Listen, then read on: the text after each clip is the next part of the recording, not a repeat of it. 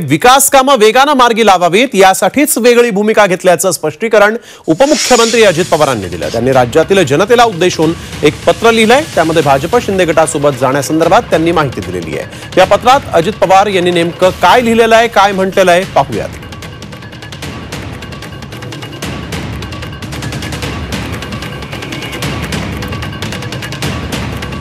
अजित पवारांनी आज एक पत्र लिहिलेलं आहे आणि सोशल मीडियावर हे पत्र व्हायरल केलंय। या पत्रामध्ये अजित पवारांनी म्हटलेलं आहे, राष्ट्रवादी काँग्रेस पक्षानं भाजप शिवसेनेसोबत जाताना वेगळा विचार केला, त्याबाबत अनेक माध्यमातून विविध प्रकारे आजही चर्चा होत आहे। याबाबत माझी नेमकी भूमिका राज्यातील सन्माननीय नागरिकांपर्यंत पोहोचावी या उद्देशानं याबाबत केलेला हा पत्र प्रपंच। 1991 पासून मी राजकीय जीवनात खऱ्या अर्थानं वाटचाल करत आहे।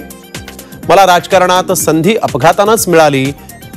त्याकाळी राज्यस्तरावर नेतृत्वासाठी एका युवकाची आवश्यकता होती, त्यामुळे कुटुंबीय म्हणून मला ती संधी मिळाली।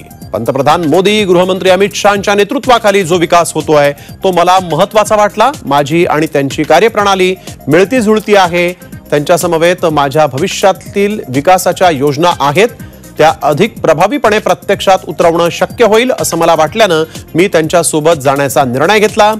वडीलधारी किंवा ज्येष्ठांचा अनादर करणं असा हेतू नसून भविष्यात वेगानं लोकांचे राहणीमान कसे उंचावता येईल, मूलभूत पायाभूत सुविधा अधिक सक्षम कशा करता येतील याचा विचार आहे, असं उपमुख्यमंत्री अजित पवारांनी या पत्रात म्हटलेलं आहे।